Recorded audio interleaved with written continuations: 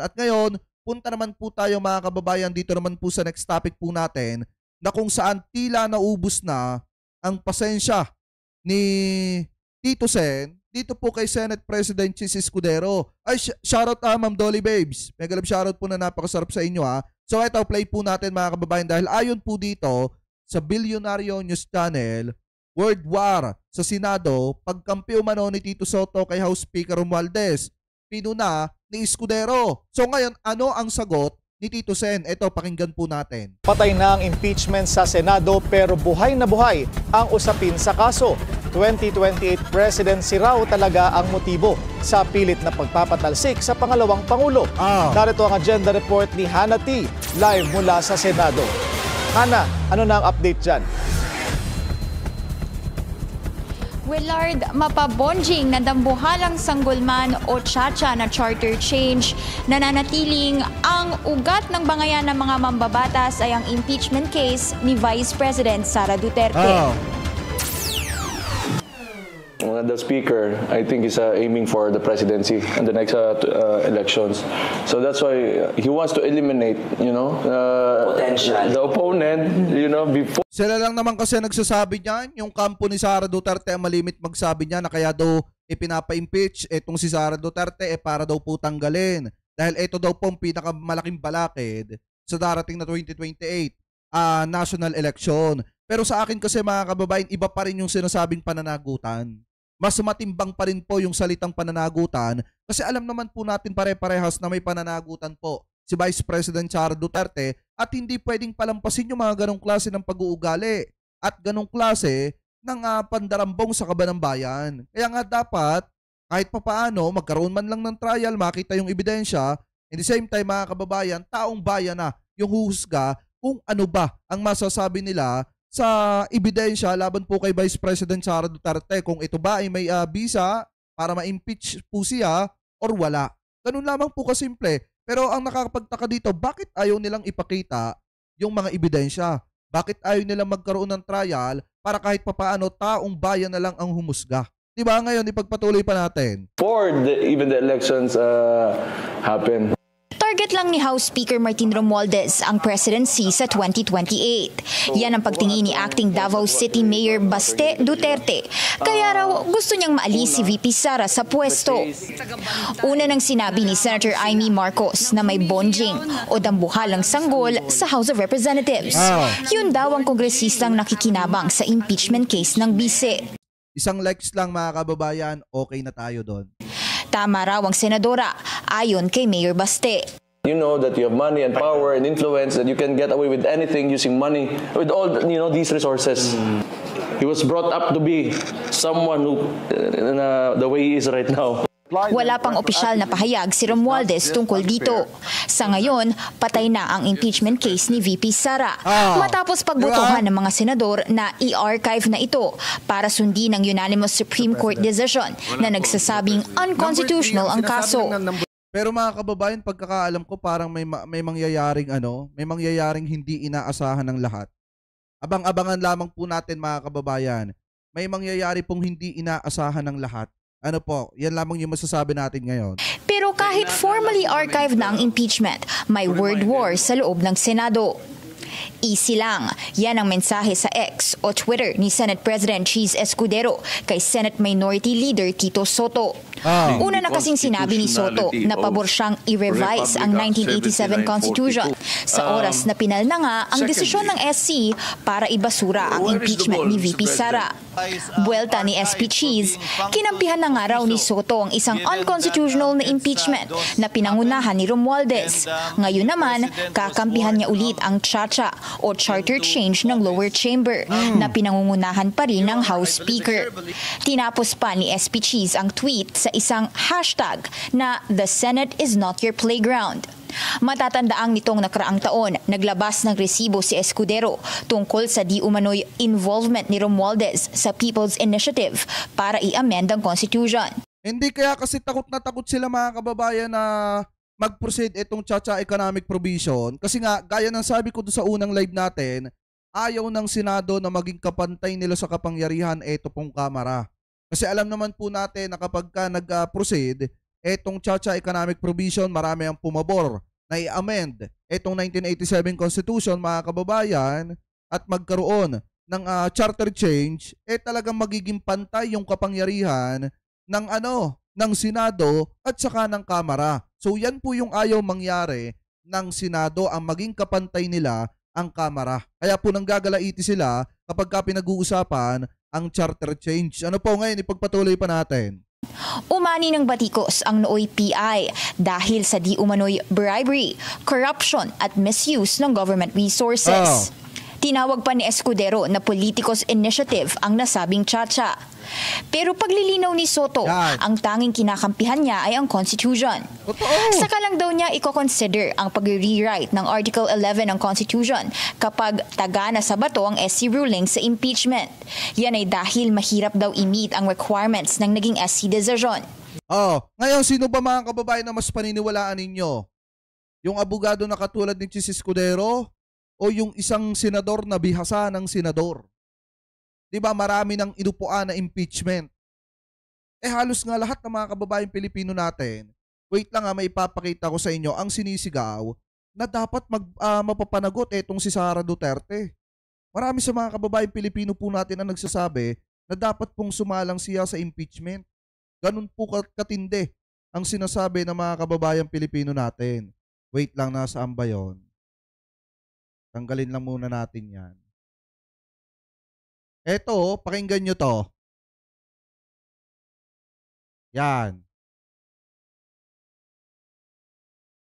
Dito nyo makikita na talagang totoo yung sinasabi natin na yung mga kababayang Pilipino po natin ay nakatutok po talaga dito sa issue ng impeachment. Bakit?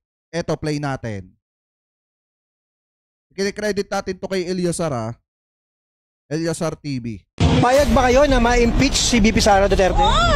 Si Erap nga na-impeach na patunayan siya pa. Sangayon po ba kayo bilang Pilipino na ma-impeach to si BP Sara? Oo, kasi masama ugali niya. Yung bunganga niya masyado. Payag ka ba na ma-impeach si BP Sara? Survey. Bakit ba? Bakit? Kasi una sa lahat, hindi magandang ehemplo sa taong bayan yung pinapakita niya sa mamamayan, no? Gaya po ng yung pagsasalita niya ng masama sa presidente, napaka-masamang ehemplo yun sa ating mga kabataan. Ayan, kabataan yung nagsasalita, ha? Ano yung sabi? Sang-ayon siya na ma-impeach etong si Sara Duterte. Bakit? Hindi magandang ehemplo sa mga kabataan, lalo na nung pinagbantaan yung buhay ni Presidente Marcos. Kasi una sa lahat, ano ba yung nila? Ano ba yung plataformas nila nung tumakbo sila sa sa pagka-vice presidente at sa pagka-presidente? Unity, di ba? Bakit nga hindi nila mapakita? Yun na nga lang yung tumatak sa akin. Kasi wala ngang pakikiisa etong si Sara Duterte. Yan po yung sagot diyan. Nung pangangampanya nila, hindi pa nila napanindigan. Tanong lang, sir, payag po ba kayo na ma-impeach si BP Sara Duterte? Survey lang. Payag po kayo o hindi, sir? Sangayon kayo? Oo. Bakit ba, sir? Dapat malaman ng deserve ng taong bayan na malaman kung saan napupunta talaga yung kabal ng bayan. Yung funds, yes. Payag ba kayo na ma-impeach si BP Sara Duterte? Ano opinion mo, sir? Payag kayo na ma-impeach siya? Payag. Payag kayo, payag, sir? Payag. Bakit po? Bakit? Ha? Bakit po? Basta papayag ako. Ngayon, sir, sangayon ba? Oo, sangayon na sangayon. Bakit po, sir? Bakit po? Napakarami niyang mga illegal na transaksyon. Taong bayan na nagsasalita. Ayaw niyong pagbigyan, Senate.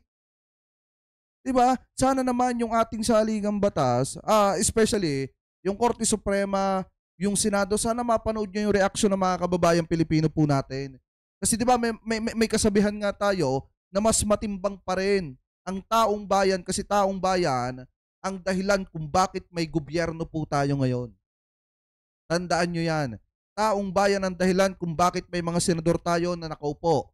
Taong bayan ang dahilan kung bakit tumatakbo ang gobyerno natin ngayon. Kung bakit meron tayong gobyerno ngayon. Kaya dapat taong bayan ang masunod. Compared to BP Lenny, the confidential fund ay wala si Lenny, pero isang Pilipina na pinagkatiwalaan ng tao na hindi ka ba ng bayan ng pinagtutulong. Unlimited ang ang agos o kumpiyansa ng mga tao na nakapagbibigay. Sino sa Pilipino ang pagtitiwalaan ng masa na magbibigay ng pera para lang sa isang tao na ipamimigay sa tao? Lenny po kay Lenny. Hindi lang Lenny. Sa matitino tayo. Kaya ma'am, magle-Lenny po kayo pagka tumakbo si Ma'am Lenny? Oo, love namin. Sa 2028? Opo, love namin si Lenny. Payag ba kayo na ma-impeach si VP Sara? Sa opinion niyo po bilang Pilipino? Oo, dapat lang. Bakit po sir? Pwede niyo pong Dapat lang. Maraming kasalanan sa bayan. Sangayon kayo na ma-impeach si VP Sara? Opinion niyo lang po bilang Pilipino? Okay lang, para malaman kung ano yung mga ano niya. Pag na-impeach po siya sir, napatunayan po yun, tanggal po siya sa Vice President. Sangayon kayo din sir? Sangayon din. Okay, sangayon. Kayo ma'am, sangayon po kayo? Sangayon din. Sir, kayo sir, survey lang. Sangayon ba kayo na ma-impeach si Vice President Sara sir? Sangayon kayo. Bakit po sir? Kung okay lang po. Ang dami ng kurap niyan eh. Payag ba kayo na ma-impeach si VP Sara Duterte? Oo, gusto niyo po, pag napatunayan. Maaalis po siya as Vice President sir, okay na sa inyo yun? Wala na yun, wala Opinion niyo lang bilang estudyante, sangayon ba kayo na ma-impeach si VP Sara? Mga estudyante. Opinion niyo lang bilang Pilipino at estudyante, payag kayo?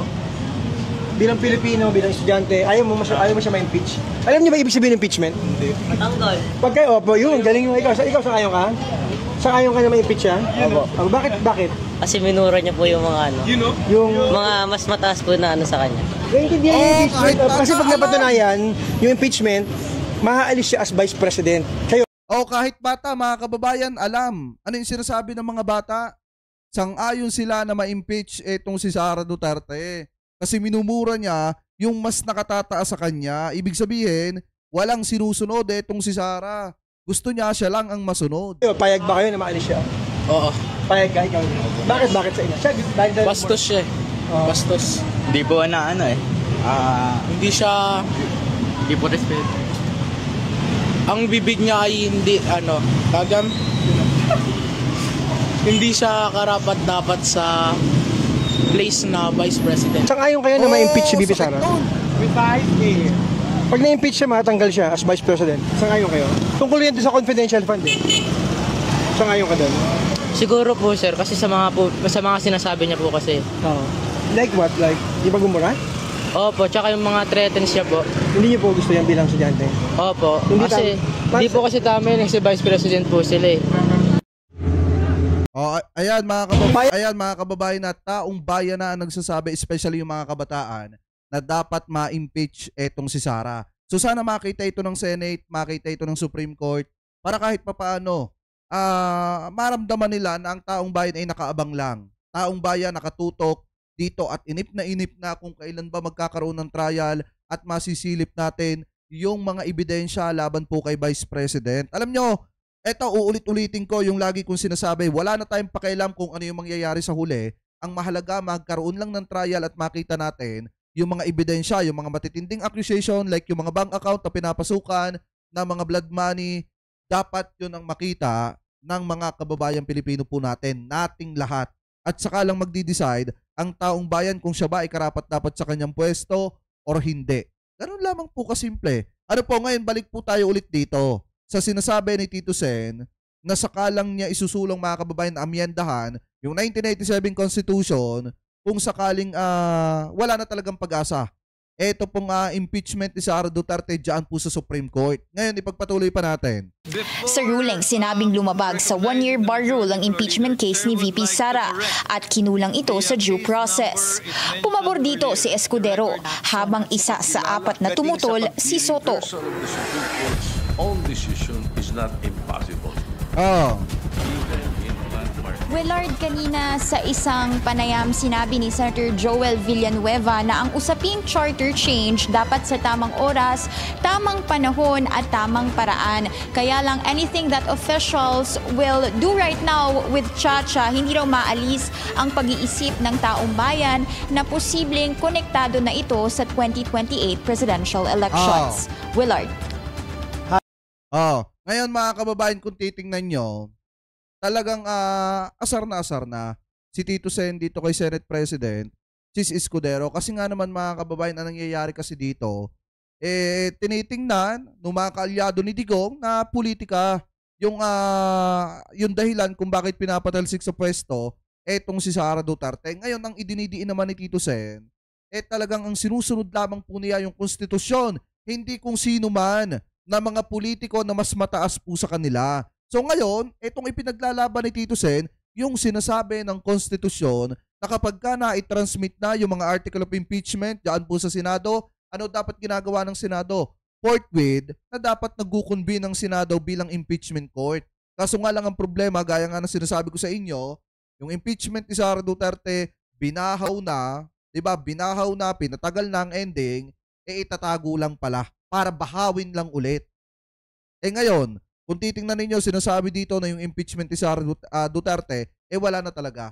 Patay na talaga mga kababayan. Pero, umaasa pa rin po tayo na magbimilagro itong Korte Suprema at i-reverse po nila yung kanilang naging resolusyon na kung saan sasabihin nila dun sa bago nilang resolusyon na ilalabas kung sakasakali na hindi palalabag sa saligang batas etong impeachment ni Sara Duterte at dapat mag-convene ang Senado.